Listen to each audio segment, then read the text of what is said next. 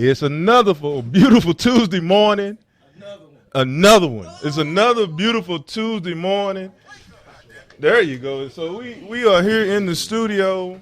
It is the Need to Know show, and we doing like the people do when they call in and win a prize on the radio station. I got the live music playing in the background. Somebody just said turn your radio down, but that's me. You know what? First, I don't even know where to start. We got a guest in the studio, but I gotta do some house cleaning. First and foremost, Wendy, who's that we see right there? I've been trying to figure it out because I came in with my elbows out. Right. I had to get myself together. Did you say that somebody ain't been returning your calls? I did. And What that person look like? Ooh, he looked like a beautiful brown brother. Let me start off with that. Did you call him a beautiful brown brother? Beautiful brown brother. I have to start high he funny before I come low. Okay, because I know you about to. Are you about to be Mother Earth, or are you about to be CMW, Wendy? I just want to know. Well, I'm gonna start off as Mother Earth. Okay, go with ahead. the beautiful brown brother. Go ahead. Then I'm finna hit in the gut with the CMW. Okay, go ahead, hit them. Go on. Because they've been missing in action, and we've been calling. Trying to find out messages, no returns. I don't understand. I thought our relationship was deeper than that. But if it ain't the beautiful brown brother, Claude. Hey, what's up, Claude? And listen, and you know what? Now Erica, who works in Einstein Bagel, she had her appendix burst, so she's not here today. So we want to say shots and prayers to her. But however, for the last 5 weeks, what she been saying? What little Polo at? That's what she called Little Polo. I don't like how she used the word little in front of Polo. Well, but I said she's called him Little Polo. Yeah, Little Polo. Yeah. So Little Polo back in the building. Yeah, Claude is back. Good representation. Yeah, Claude is back. Now I'm finna hurt your head. Okay, what you got for y'all head been kind of straight for a while. I've been peeking in the show. Now I'm finna bring y'all a migraine. Ooh. I'm finna make you laugh. But check this out, though. Here you go.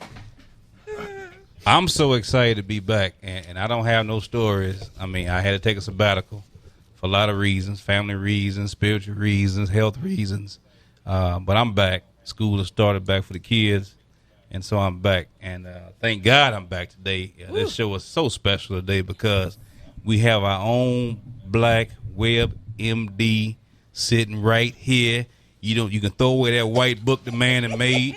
You can throw that white book away with all that stuff that's trying to kill you. Look out. And we got a man here today that's going to give it to you.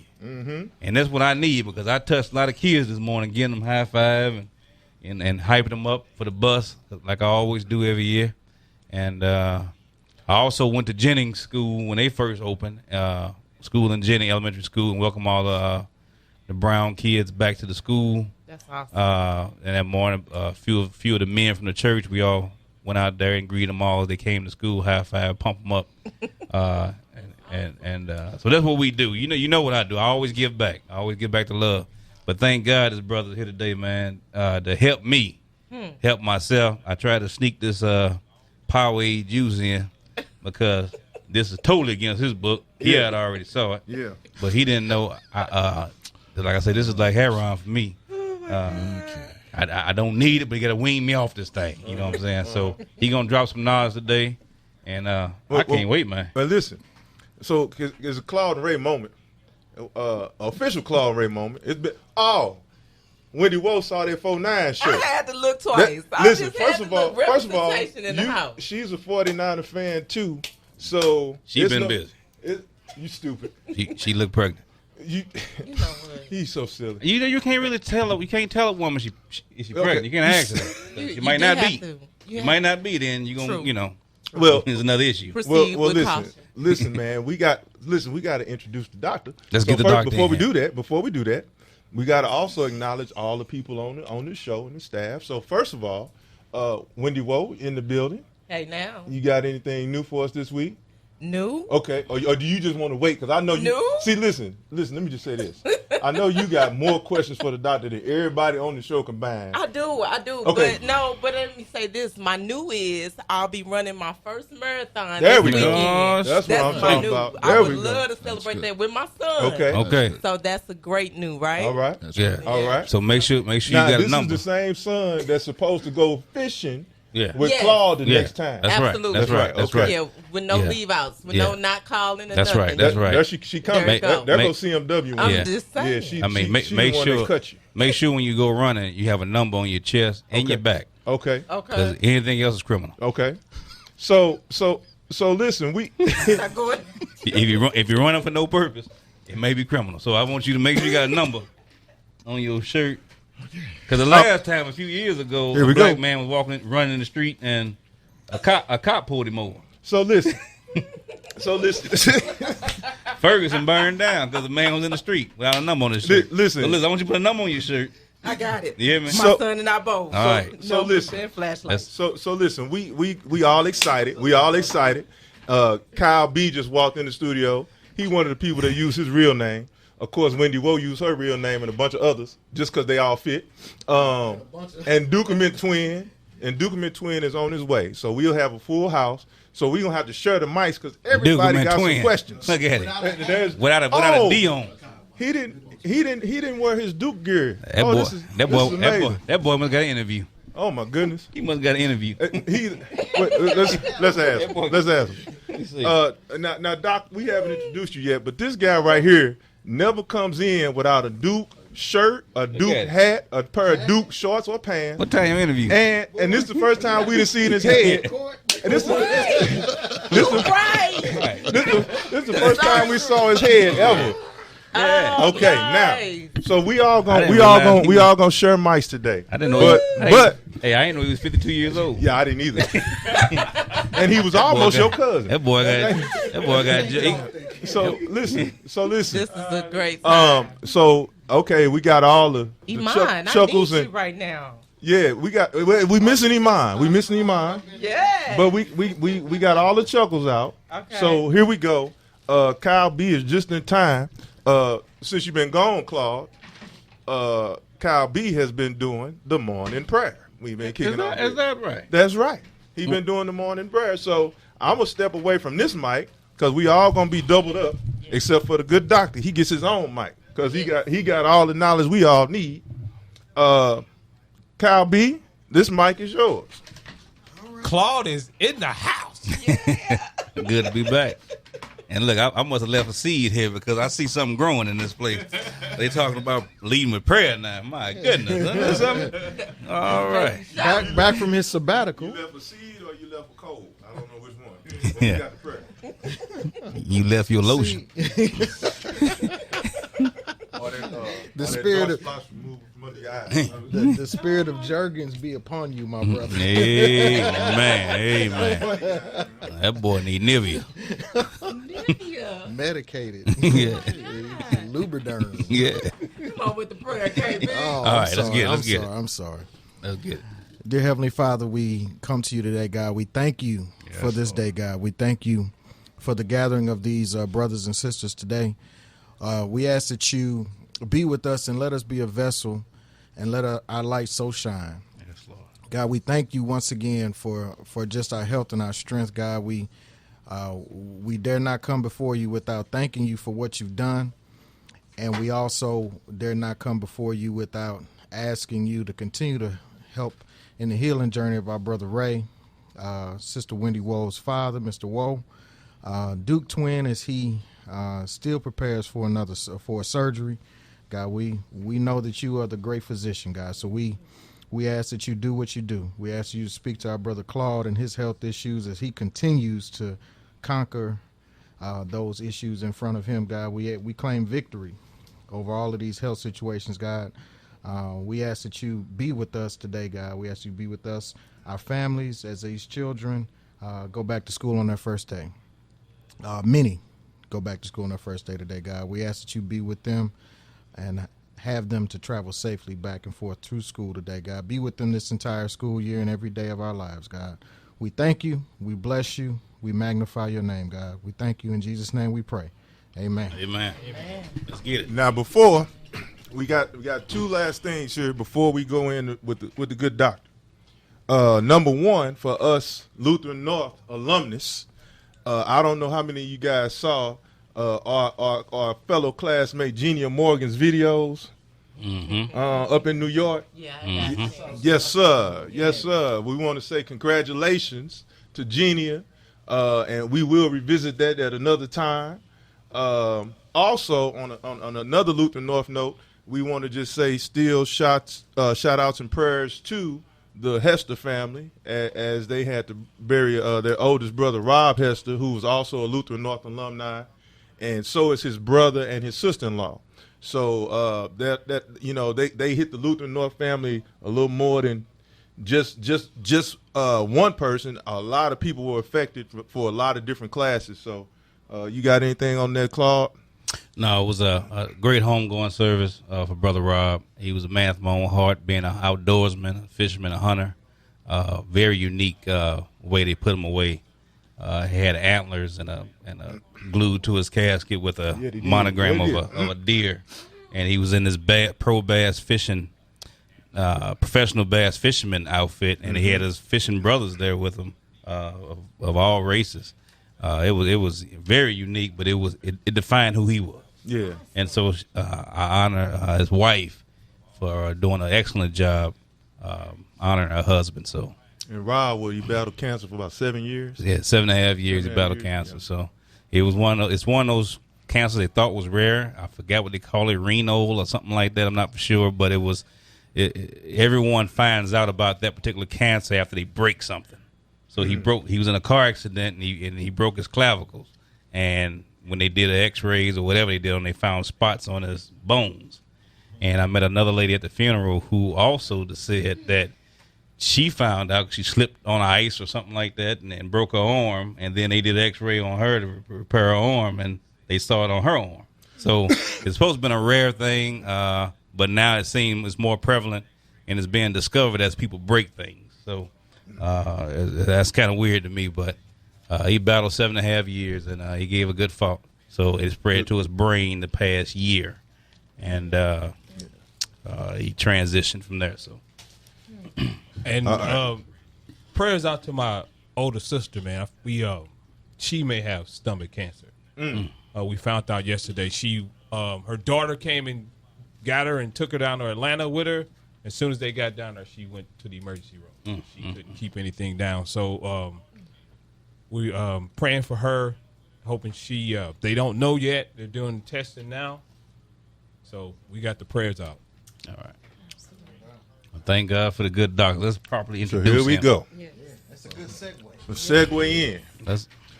This is Dr. Keith Lawrence. Yeah, all right. And he has joined us in the studio today. Yes. Thank God. So you guys tune in and listen and tell a friend because I'm sure it's going to be some information that needs to be heard. We're going to have questions and he's going to have news before the questions. And everybody in the studio, as you can hear, got something that they can share and ask the good doctor. So no, you can't call in. You can text us. You can go through the Facebook page if you want to ask any questions. But without further ado, the good doctor. Alrighty, I appreciate the applause. You may start throwing some of these stools at me by trying to finish this program, but that's okay. I can run fast. It is a privilege to be here, a great honor, actually. I feel humbled to be able to speak today. So without further ado, one thing I don't like, when I speak, I have several speaking engagements. I just finished a program in Florence, and I taught some relatives and some friends to become what's called medical missionaries, and we had the graduation on Saturday. So I said I'm going to take a vacation, but they would like to say things and talk about my accolades, what I've done, and I don't like that because I believe, knowledge is neutral, and it's up to the individual to direct that knowledge into a productive channel. I don't have the big head. Not very much a big head anyway. My hat's big. Don't laugh. Okay. So the reason I'm saying that is I know, so you get to know who I am. My name is Keith Lawrence. I very rarely like to use the title doctor because it has a fascinating history. not all positive exactly. But my name is Keith Lawrence, and I have actually 2 PhDs. My first PhD is in nutrition, and my second PhD is in natural remedies and science. As of this Thursday, I'll be 60 years old, and it's just by the grace of God that He's brought me this far. My original calling was in advertising, design, and commercial art, a far stretch from medicine. So I did that, but I realized that I had a different calling in my life, and I wanted to help people, so I became a paramedic. And I did that for 15 years, retired doing that. I decided to try the helicopter thing. I rode in a medical emergency rescue corps at St. Louis U. The little blue in my helicopter, I used to fly in that thing. I didn't fly it, but I flew in it, and one day I almost fell out of it. So I said, it's time to stop being high and get low. So I decided to focus staying on the ER. And at that time, I was impressed by the work that I saw, and I wanted to become much more than a paramedic. So I decided to go the nursing route. Did that, graduated. Okay, but I wanted something much more. So I decided my family was saying, you should go and become a doctor. I said, nah, it's not my thing. I like helping people. I like being on the ground, on the street, in the rough with the people. So they said, no, try it. So I said, okay, I'm going to do that thing. Did that. I learned a great deal, positive things, and a lot of negative things. I decided to take a semi-sabbatical, and I went back to get my PhD in nutrition because, strange as it may seem, doctors aren't well-versed in nutrition. And that's one of the reasons why we, as a culture, as a people, especially ethnic individuals, Afro-Americans, we have the majority of our health issues, and they're all lifestyle diseases, and they all stem from nutrition. So I decided to focus on nutrition, and that's why I got my second PhD. I wrote a book that was called, I wrote a book that's called On Sickle Cell Anemia. And growing up, not knowing much about medicine, I knew a lot of people who had this malady called sickle cell anemia. And it was always touted as being a black man's issue. Only African Americans have sickle cell anemia. That's one of the biggest lies that it still promotes to this day. Every culture can have sickle cell anemia. And they always say the things which gets me in trouble, has got me in trouble, and still does get me in trouble with some of my medical colleagues. There is no cure for sickle cell anemia. That's a lie. It is. And you'll find the cure in your cupboard, in your kitchen, in your pantry, in your grocery store. You don't need a prescription for it. You don't need Medicaid, Medicare. You don't need Obamacare. You don't need Trump aid. But what you do need is information, knowledge, and a desire to try it. That deal with nutrition. So I wrote a book on that, and it became very popular. In fact, I was cautioned to take it off the market because it was causing some rifts in my medical community. Because my colleagues were promoting certain drugs, and I was saying, no, you can do that with fruits, vegetables, and grains. But you can't do that because it's going to mess up, the pharmacy business. They're going to say, you can't eat this, you can't do that. I say, well, then you're going to mess with the money, baby. I like your candy. I like that. Yeah, it's going to cut the cash. And that's what it did. So I said, well, I have a choice to make. I can be true to the profession, or I can be true to my people. And I decided to be true to my people. So that's why I do what I do. So I've been doing this now over 30-some-odd years.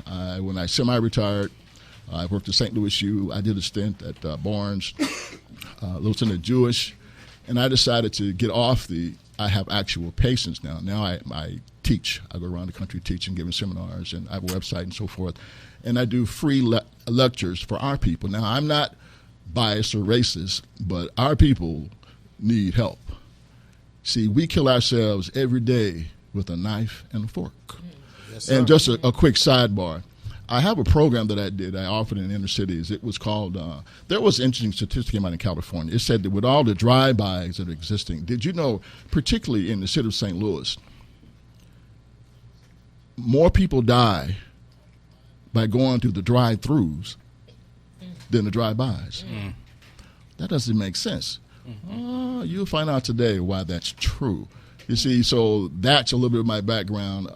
So I've written, I've traveled, I've taught, I still teach. And by the way, medicine doesn't have to be boring. It can be fun. It can be humorous, and it can be well enlightening. You know, there's a phrase that says, you are what you eat. That's true, but what you don't eat can kill you. And what you eat will also kill you. I have a program that I give. It's called Is What You Eating? Is It Eating You? Mm-hmm. So all of us is being ate up by something, and we don't have to be ate up. So as you go on with the show, I have some information to share with you, and some is going to be enlightening, some will be shocking, some will be, I didn't know that, and others will be like, he's out of his mind, probably, but you're healthy. So we can go on from there. Questions. I have a lot of stuff to share. I can talk forever, but I won't do that because you want to keep your mouth well hydrated. If you notice, what you guys can see, I brought 2 bottles of water. You know we need our water, correct? I didn't bring this water to drink. I brought this water to show one of the reasons why we as the people are being killed. Now, have you all drank water this morning today? Yeah. Oh, he didn't warn you that I asked questions to you all, right? Right. See, I'm with that. You see, so this not a lecture thing. We interact with each other. It's how you learn, become educated. Now, water is sold at most your stores, wherever on the corner, but there's something we don't know. About 75% of your waters come from the same source. You know what that source is? Public. Yeah. Public water source. Public water source. Even though it says spring water, it says pure artesian water. Comes out of your tap, same tap. But once I tell you what you're drinking, you probably will stop drinking water. But you need to drink water. So what's the best type of water? The reason I brought this is not just information for you can see. Now, can you hear this? If you buy a bottle of water and it pops, you're getting BPA in your blood system, which is going to cause you to have cancer, cirrhosis of the liver, and all kind of problems. Whoa. Now, I know the water folks don't like me telling them that, but that's the truth. And everything I'm sharing with you, can look on the web and get your information. Whenever you buy a bottle of water, don't just think it's water. Read what it says it's made from. Well, water is made from. It should tell you what it is. You'll be amazed what they'll tell you and what they won't tell you. And if your bottled water pops, don't buy it. You want a plastic that is firm and will yield but will not pop and crack. And one thing that we do as a people, we buy a bottle of water to be healthy.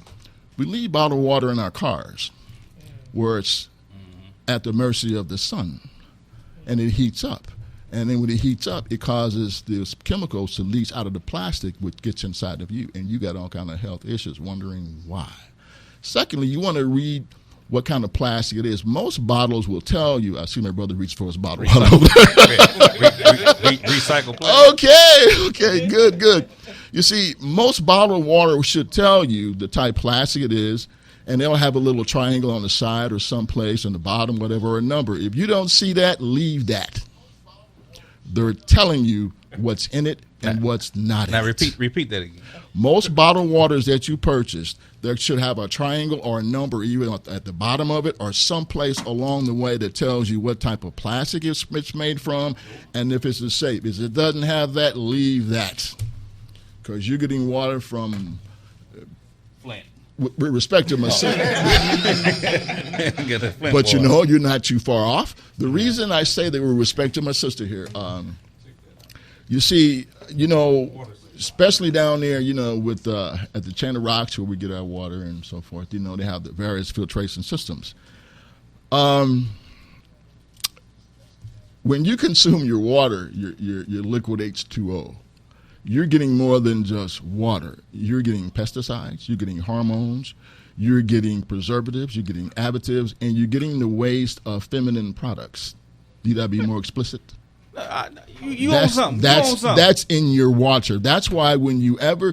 Now think about that. You know, someone once said, you know, if you want to hide something from... They add a black man. If you want to hide something, where do you put it? In a book. And that's true.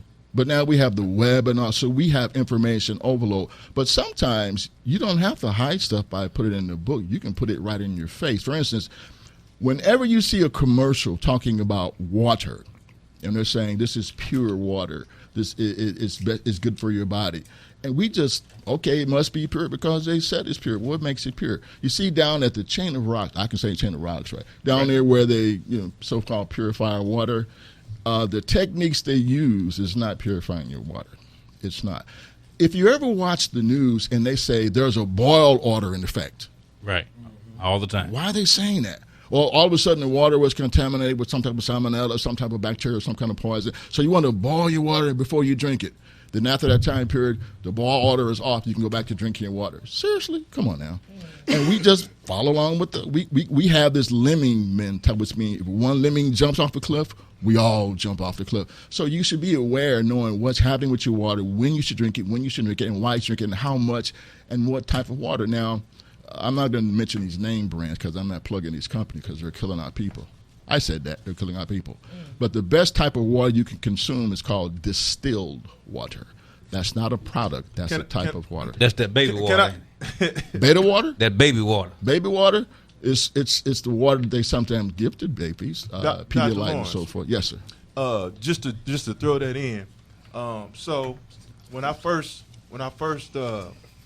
started talking to you, and I was telling you like how people flooded me with information in terms of the cancer and the different things I need to do. Mm-hmm. And I said to you, they wanted me, a lot of people, as they were inboxing me and sending me all these messages, to start drinking alkaline water. Right. And I remember telling you, I'm like, man, I've been going to Whole Foods and drinking this alkaline water and trying to redo all this stuff, get more alkaline in my system. And then you said, and then you told me, you better off buying that spring water when you go to the store than you are buying the alkaline water. And I don't know if you were going into that, but I want to make sure I threw that out there while you were talking about water. Okay, I'm glad you're throwing because I'm about to catch. Okay, so this is the thing. See, when they say terms like that, see, the one thing is I said, when you want to hide information, you put it in the book, or you do the opposite, you put it in your face. We assume that someone has letters behind their name, they're all knowing, all wise, all educated. It doesn't mean that. You can be as dumb as a box of rocks and talk as quiet as until like I know everything. No, you don't. So when they say you need alkaline water, first of all, what is alkaline?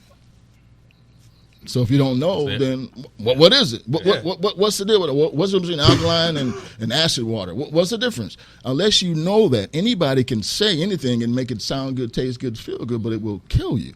So when they're talking about you should drink alkaline water, you have to understand what alkaline is. The human body. Before I get into that, let me read you some information. This is just fascinating stuff about what you all have. Now, I typed this up. I'm glad you can't see this because I made some typos. It says the body is wonderfully made. It consists of various chemicals, iron, sugar, salt, carbon, and others, about 90% of them. The body has 263 bones, 600 muscles, 970 miles of blood vessels, 400 cups, these small taste buds, which are on your tongue. It has 200,000 hairs that are in your ear. That's a lot of hair in your ear, bro. And it has it all just so that you can hear properly. You have 3,500 sweat glands. And you also have approximately 600,000 air cells, talking about the alveoli in your lungs. You know, if you were to cut your lungs out right now, don't do it because I don't do surgery on the spot like that. If you were to take your lungs out and you could spread the alveoli out, they would cover a football field.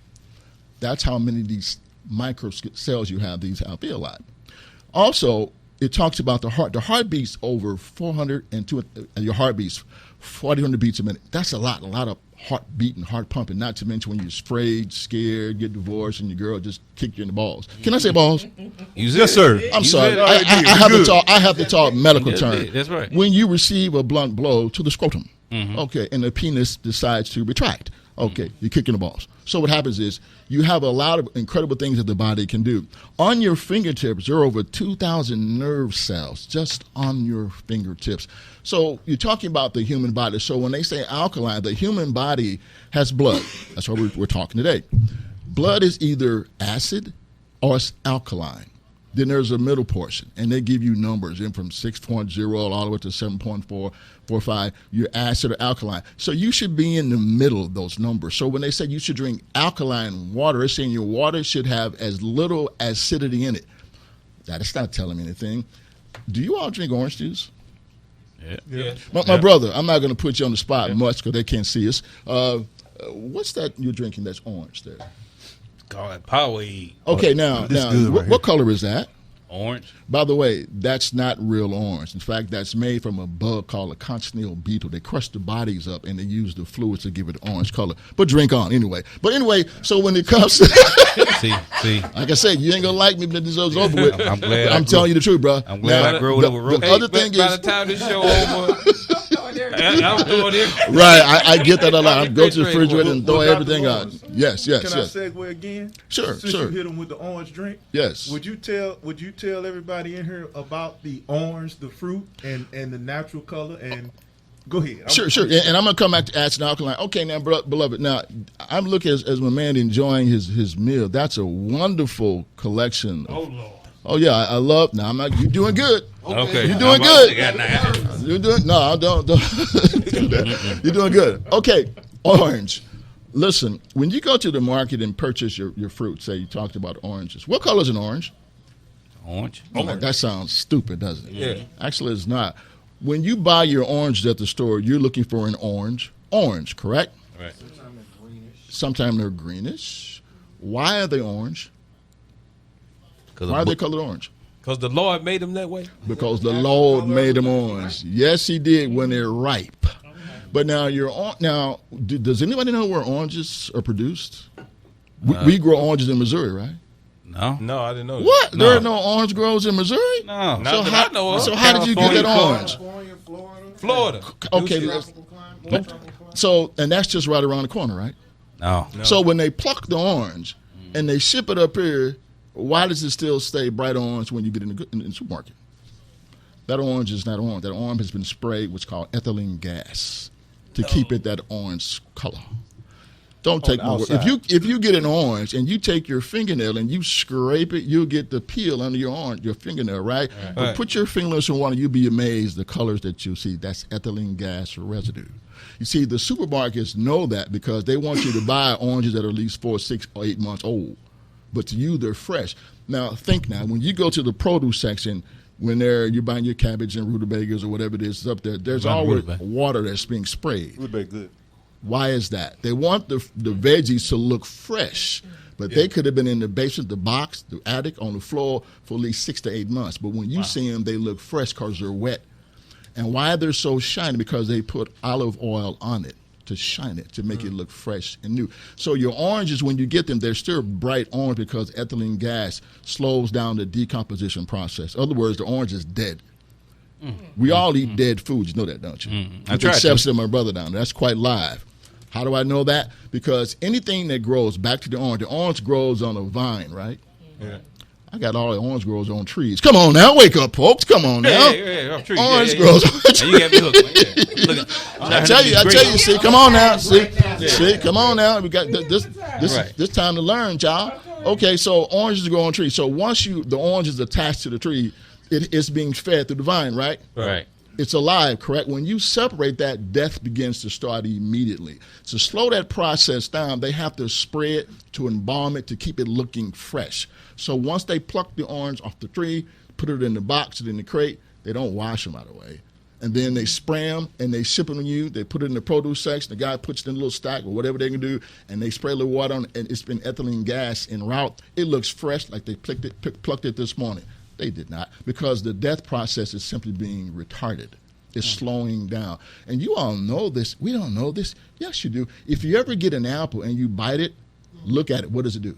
Turn brown. Why do you think that is? That's called oxidation. Those cells are dead, and you've exposed the inner core to oxygen. It says, hey, we've been plucked from the tree a long time. Let's show our true colors. Brown. The orange is the same way. So how do you get the fresh orange? No, don't throw your power away. That's good.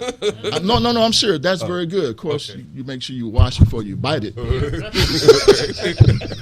going to have y'all all paranoid before this class all over. I ain't touch. Don't eat, don't touch, don't smell, don't eat. No, make sure you tell him he can still eat the orange, because you told me that too, because it's on the outside. Right. Because I see him, and he'll throw a whole orange. No, don't do that. See, I've gotten into a lot of trouble. I've given lectures, and people go home and just start throwing stuff out the window.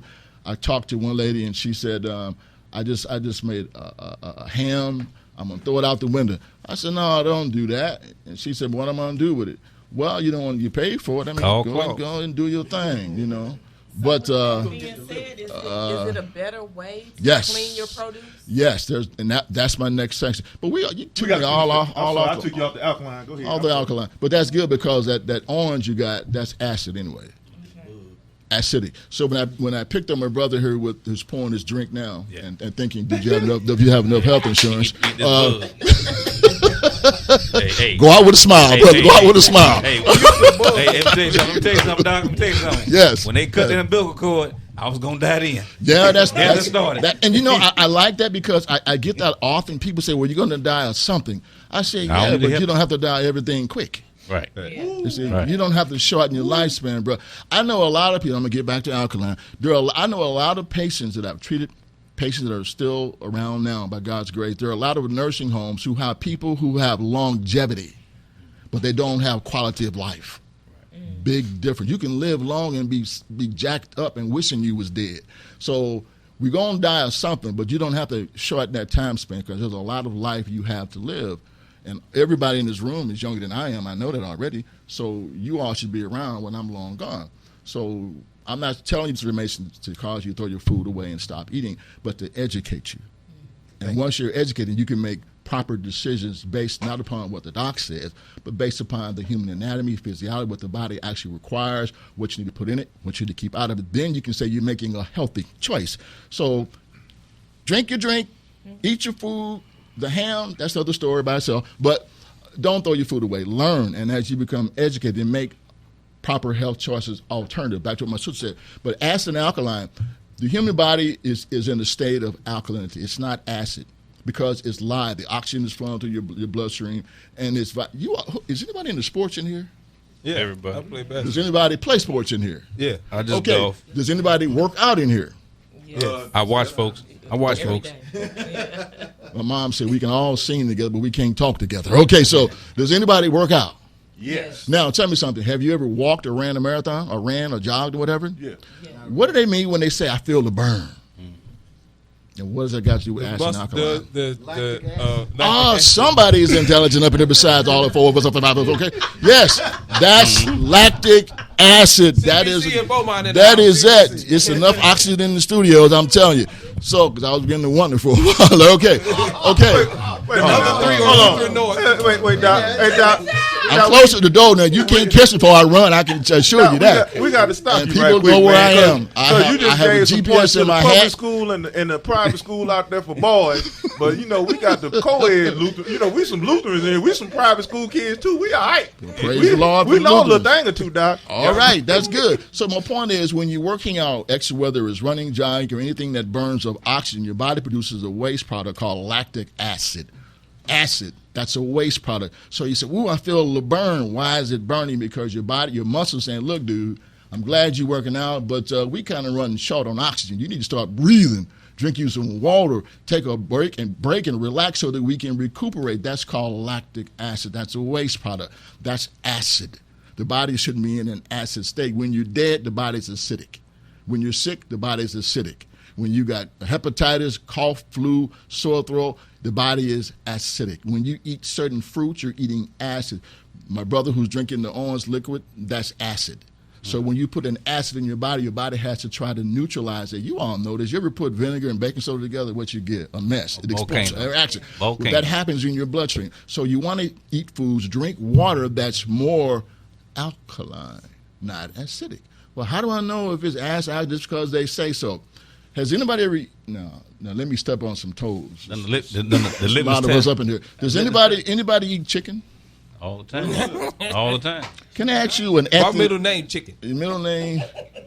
That's the barnyard pimp. Now I do medicine. I don't do psychology. Okay, that's another story.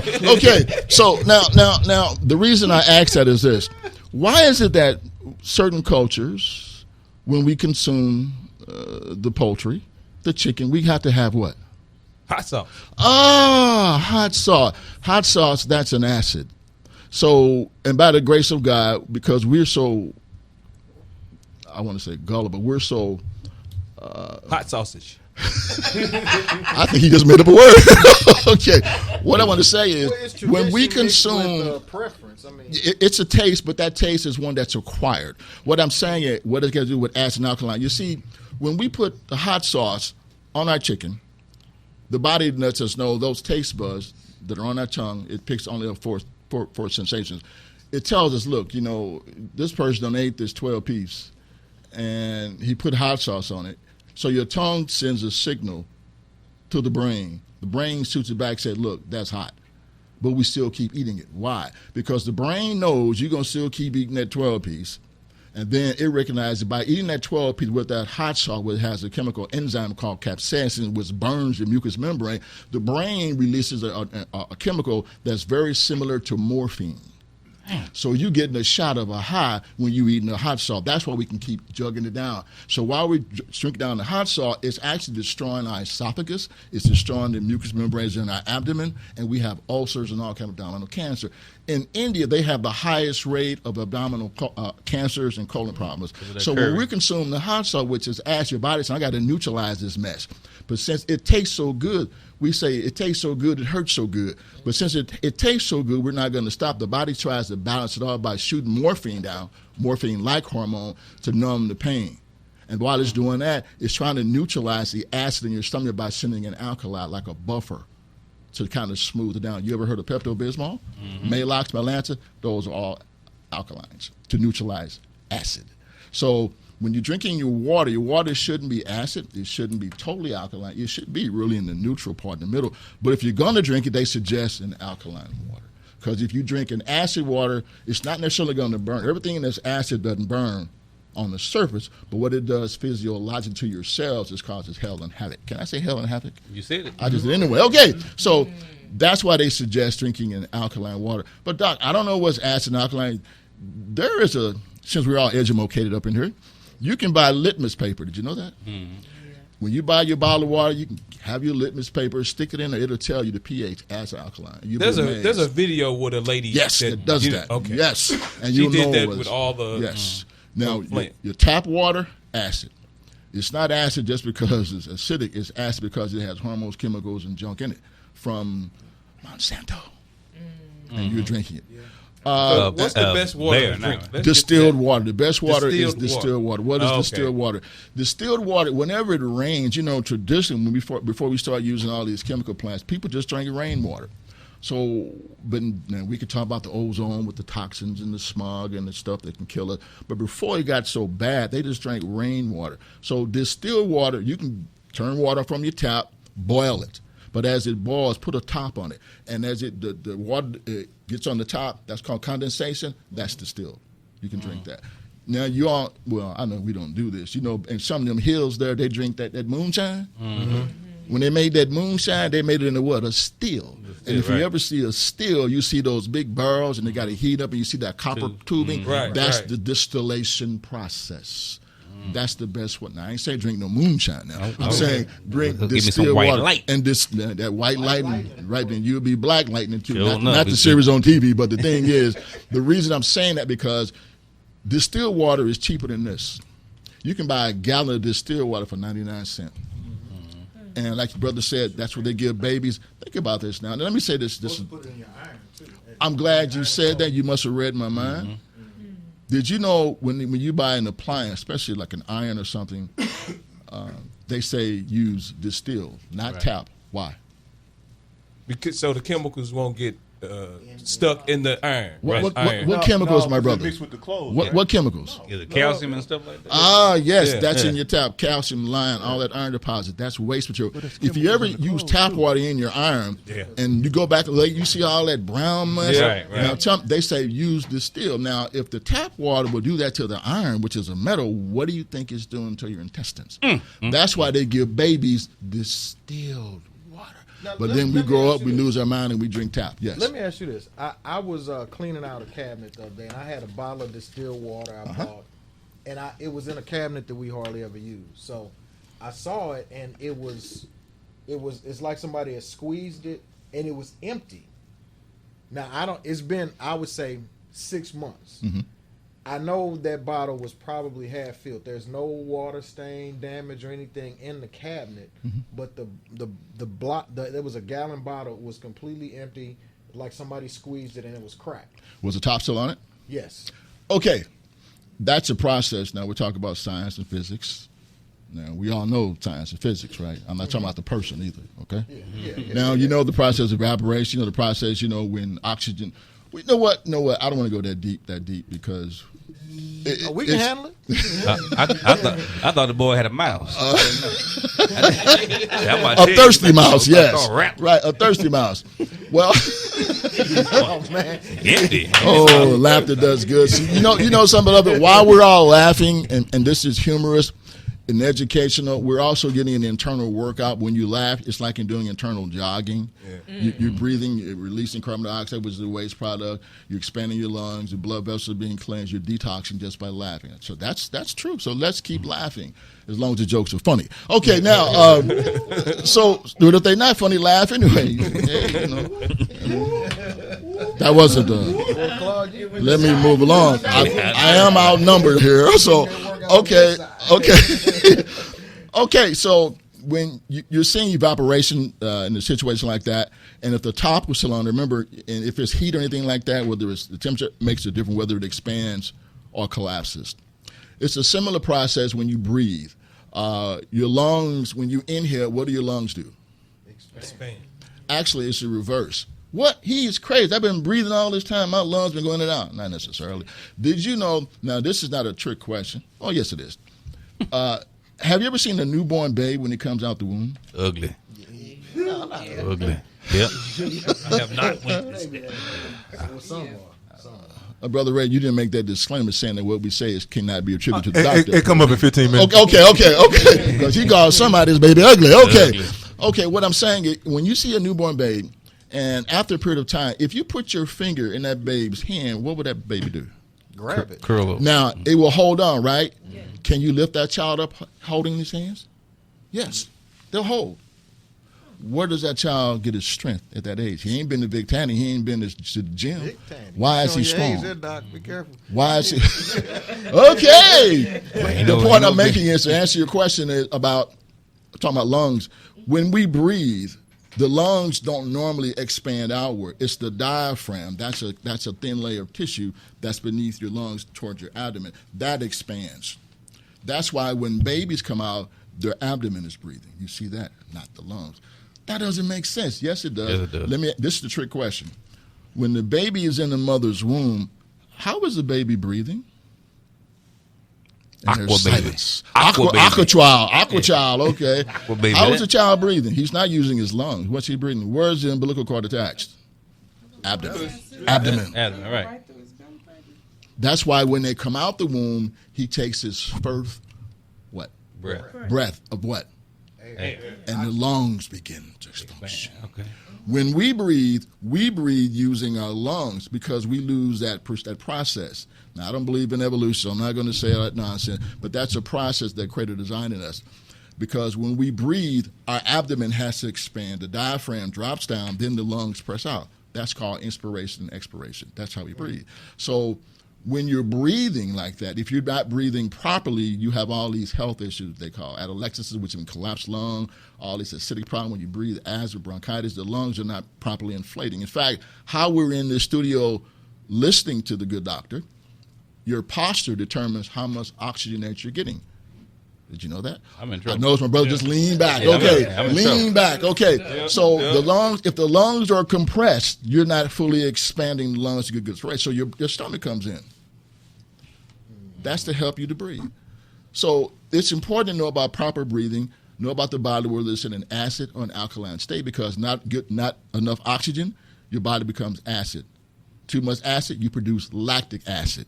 You get the burn. The burn is not good. The burn is the signal saying, food, breathe, sit up straight, and expand your lungs. So babies have that process. But that doesn't make sense. Yes, it does. Let me ask you this. Has anybody taken a drink lately? Now, I don't mean alcohol. I'm just talking about drink water or anything, right? Right. Can you drink and breathe at the same time? You cannot. You cannot. Yeah, you can. You cannot. It's It an impossibility. Like you can, but you cannot. You cannot. And that's why if you drink too fast, you get one drop of water. Now, a little bitty flap of tissue called the epiglottis. It closes down and you choke, and it will not open until that one drop evaporates or rolls off. That's why babies breathe in the mother's womb. Remember, they're in water. They're not breathing in their mouth. That's the abdomen. But when they come out, they take their first breath of air, the lungs start to function. It's a switch. That's how we're designed. When we begin to develop, we lose the ability to drink and breathe at the same time. And we have that flap that covers the esophagus so that we can eat and drink and not kill ourselves and choke. Now, that's not talking about the brain freeze. That's a whole other animal right there. Well, Felicia sent a question Okay. from your class. She said, why is spring water not good? Well, good question. Felicia McClain. Oh, she's one of my graduates from the medical missionary You class. need to take some off credit points back. You should learn this already. He said that, Felicia. I didn't. Okay, so I'm playing with you. I'm playing. Laugh, Felicia. Okay. Laugh is good. Okay, spring. trying to see. Bye, Felicia. Yeah. You just gonna take the low hanging fruit like that, man. That's right. You just gonna take the easy way out. Okay, her question: why is spring water not good for you? It's not a matter that it's not good for you. It's just not the best for you. Again, like in fact, this one right here, this is ice mountain water, and when you read the bottom of it, it says 100% natural spring water. Now, what springs around Missouri, St. Louis, you getting your water from? Right. It should say That's being imported from someplace, or it's coming from downtown or Broadway. That's where it's coming from, and they put it in your bottom. They're saying spring water. Spring water isn't necessarily the best unless you know the company, then the filtration process that they're using. If not, you can't just take your cup and dip it in the spring and drink and say, good. Don't do that because you're getting kind of amoebas and parasites. You're going to end up dying. So spring water isn't the best unless they tell you expressly what the company is and what the filtration process is. What do you mean by filtration process? When water is given to us on the other end of the spigot, it has to go through a cleansing process, it has to be detoxed, and it has to be filtered. And they use different methods to filter water. The best filtration method you can use uses charcoal. Charcoal will pull out toxins and poison. It pulls out 99% of all the poisons and toxins on planet Earth. A charcoal filter, not the brittle filter, not all that stuff you buy in the store. If it doesn't have a charcoal filter, you're still getting some. It may taste good to you, but it ain't going to be good for you. That's what my mom used to tell me. So spring water is not the best unless you know the company and they tell you on label how that water was filtered. 90% of the time, they're not going to tell you. If I were to read this label, it would tell you where it came from, and that's it. Well, let me ask you a question related So get to distilled, yes. I've lived in other parts of the country. Yes. And I actually had, reactions to water, like hard water in other places, skin reactions. And just to the taste, almost everywhere I go, even in well water, even the odor, I guess it's the pipes that it goes through. It just makes me almost nauseous. But I was told that St. Louis has some of the best tap water in the country, and I was told the primary reason is because of Anheuser-Busch, the brewery, that they have a heightened filtration. I don't know if that's fact or fiction, but I know that our water, and maybe because I'm more used to it, but our water and people that come from other parts of the country say, your tap water, tastes better than where I'm from. You don't have that odor. Well, and it's like they say it's true, but it's not the truth. Okay. Anheuser-Busch, they are very, very, very particular about the water, but it's not because of your health, because of the product they're making the beer. Oh, exactly, exactly. They're going to tell you, tainted beer. But on the other side of that, remember, your water doesn't come from Anheuser-Busch. That's true. Right. Does not. Well, It's not being filtered through Bud and Scud and Slud and all that stuff. It's coming from downtown. So, depending on where you are in different parts of the country, your water will taste different. It depends on the filtration system. It depends on the piping system. It depends on how the water is stored or how it's out. They use what's called a centrifuge. How it's that process what they utilize. That determines taste. And unbeknownst to what you may believe, your water has. Let me say this tactfully. Your water. No, say it how you feeling, man. Okay, your water don't taste the way it tastes because it tastes like water. Your water tastes the way it tastes because they give it a flavor. Right. Okay. Right. And it's not I a learned natural. that from Dasani. And it's Dasani not a was- natural flavor. Yeah. Right. It's not. So when you get water fresh from a spring that is not contaminated by pollutants or contaminated by hormones or chemicals, the filtration, the process. If you ever see a creek, it's running. What's it passing over? Rocks. The rocks serve as a filtration system. Okay. And not only the rocks, but the soil. That serves as a filtration system. So it's catching the toxins and poison. But let's be real, Doc, but in some of those springs, there's fish, and fish boo-boo in the water. Yes, they do. Yeah. Well, the water you drink has boo-boo in it. So do. It does. I'm serious. Yeah. When you flush, do you think that let's get back. I don't want to nauseate you. No, but it's too much before lunch anyway. See, so the water's going to taste different depending on which part of the country you are and all those factors they are. It's going to have an odor, or water should be odorless. shouldn't smell water. Other than you smell the moisture, it shouldn't have a taint to it. The taste, it shouldn't have a metallic taste. Right. It shouldn't. Is that a signal for me? No. Okay. No. I've never drank. We a different radio station. Oh, I just want to make stretch, jump, move, run. Oh, okay. I didn't want you to be getting no baseball bat back there, brother. Okay. So all those factors are important. The water should be fresh, meaning it shouldn't have an odor. It shouldn't have a metallic taste. It shouldn't have a salty taste. It should have a semi-bland taste. Water is not flavored. It's not. So if it's flavored, they're going to put a chemical or an additive to it. That's not natural. So no matter what city or country that you're in or state, all water is not going to be water. It's going to be affected by how it's gotten to you, the filtration system, and the pipes. St. Louis water tastes much better than a lot of other places, true. But if you go to some of the country places, the water tastes different out there. Mm-hmm. That's true. I used to live on a place called Catawissa, Missouri, and the water was totally different. The air smelled different because we weren't exposed to all the chemicals in the air and the carbon dioxide stuff that they put in from the plants. So the water tastes different, the air smelled different. So when you drink water, if the water has a taste, I don't mean cherry, fruit, flavored, lime. If it has a taste, it's telling you it's tainted. It's tainted.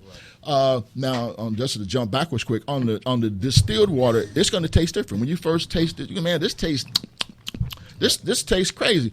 The reason it tastes crazy is because our taste buds are perverted. Yeah. Mm-hmm. And that's in a bad way. They're perverted. We're not used to fresh, clear spring water, or as they say on the commercials, artesian water. What in the world is artesian water? They're just talking about where it came from. Right. There's not an artesian in it. They're just saying it's where it came from. So your water should be clear, no odor, no taste. And it shouldn't, what you all can do. Now, I know everyone in here, we take baths and showers, right? Sometimes. Yeah. I'm just playing. Yeah, go ahead. For those of us who do, okay. And for those who can't hear, you're blessed. Okay, so the reason I'm saying that, if you can tell if you got hard or soft water. If the way you tell if you got hard water, when the water dries, it has a spot. And it's usually going to be white or an opaque. You're looking at lime, calcium deposits, and what's in your pipes. You got hard water. Or when you take a shower or bath, and when I was a kid, we had this thing. If you stayed in the water too long, you start doing what? Getting wrinkled, like a raisin. Well, if your water is hard, you may not look like a raisin, but you're going to look like you got talcum powder from head to toe. Mm-hmm. Because not only are you dehydrating yourself, but that residue is not from your body. That's from that hard water. That's the stuff that destroys inside of your pipes, your shower heads, and all that stuff. Now that we know. That's on you. Yeah, to hang on the shower head tips. That's hard water. Okay. You got hard water. And your water should be soft. What does that mean? No residues. That's soft water. Your water that you drink should be soft water. Okay, I got a couple of things, Doc. Yes. And we had to holler out a disclaimer of Claude and Ray moment. So every time I speak, it's usually a Claude and Ray moment in there, meaning we're gonna be off the cuff a little bit. So this is what I noticed. A couple of things. My grandma, when I was a kid, I'm talking about back in the 70s, early 80s, she had a fish tank. Yes. And the filtering system in that fish tank was a little box with black charcoal and some cotton. Yes. Right, with a long tube come out of it. Sat in the bottom of your tank. Mm-hmm. Those fish lived all my life. Yep. When I was a man. Yep. Now, the fish that I had, we didn't have the charcoal. We had the filter thing with the waterfall over the backside, and them fish were dead in 2 years. You know what I mean? So I'm like, when you said charcoal, it just makes so much sense. How those guppies she had made babies. Like the project, guppies was like puppies. Man, listen. Yes. I mean, it makes sense now that I noticed that. And now, myself, I'm a victim of kidney stones. Okay, back in the day, I used to get kidney stones all the time, and I used to say they try to take and analyze them, and then say it can be from this, that, whatever. So it's like a process elimination of what it is. And so I decided, living in the city, I had those old galvanized pipes in the house. So I paid goo gobs of money to get all my pipes changed out to copper pipes, and then it seemed like it subsided. It wasn't as bad anymore over the years. Now I have a cousin. Now she just got to the hospital for kidney stones, and I'm saying she asking me, said, you know, Claude, you used to go through that. What you do different? Well, I'm like, it can be different. It can be. I hate to cut you. I'm sorry. You stay right there. the views expressed by those in the studios are not necessarily those of the University of Missouri St. Louis. Go ahead. That's just one of many. Yeah. So with kidney stones, yes, it could be contributed from. I thought for me was water. My intake of water from my house. That's what I thought it was. And then they said no, something from your diet had has high in whatever calcium or whatever else. I don't know. So I just want to know with kidney stones. I'm telling you talking about having a baby for a man. When the kidney stone trying to move through your body, it's like a contraction. Yes. So I'm telling you, I don't want anybody to go through that. They don't have to go through it. What can we do to eliminate that problem? Okay, good. Excellent question. Which touched on several subjects. Unfortunately, kidney stones are prevalent, especially among our people. Kidney stones, gallstones,